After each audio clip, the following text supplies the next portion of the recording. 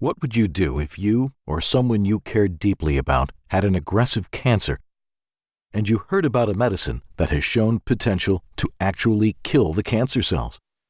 Would you try to obtain this medicine at any cost? What if the drug were illegal in some places and not in others? Would you move? Would you obtain it illegally? My name's Pam Schunk. I'm 57 years old. I am a daughter of two elderly parents, and I have two beautiful daughters and 5 wonderful grandchildren. January of 2012, I was diagnosed with stage 3 ovarian cancer. Last year, Pam was diagnosed with breast cancer. Both the ovarian and breast cancers have reoccurred. Pam has withstood multiple surgeries, many rounds of aggressive chemotherapy, and radiation. Chemotherapy has a ton of side effects, some of which I have. Marijuana is a plant scientists call cannabis. It's a botanical or plant used for medicinal purposes.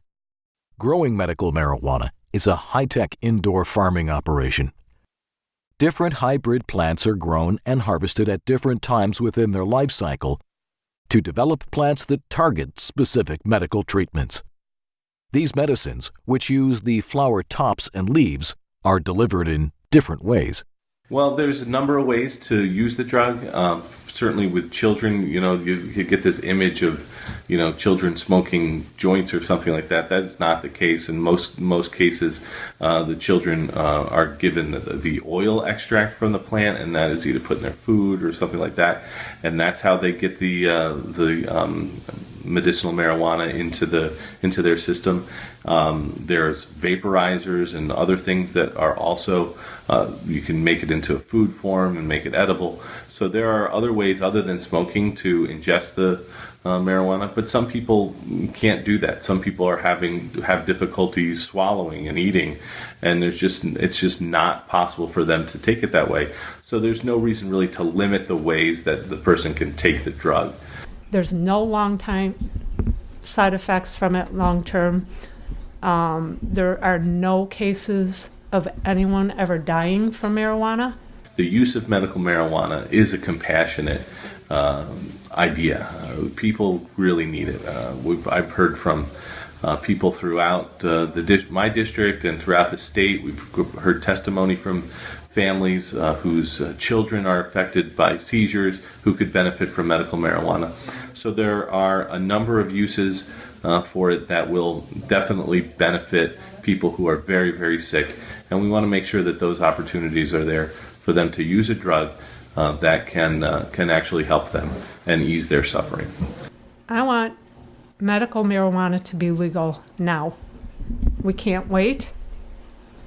There's a lot of people in my situation right now. We allow different types of drugs that are much more intense, like opiates, hydrocodone, OxyContin, things like that are much more powerful. And the medical marijuana would actually be more restricted and more regulated than some of those other drugs that are already available to people. Compassionate Care Act's been around for a number of years. The original bill in the Assembly was very loosely regulated. You could grow your own medical marijuana. It was much more like the California law, which is not very tightly regulated at all. It was recently amended last year to really constrict the controls over the marijuana itself. And they call it from seed to sale that it would be regulated. It was very strict guidelines as far as growing it and dispensing it and who would be able to use it.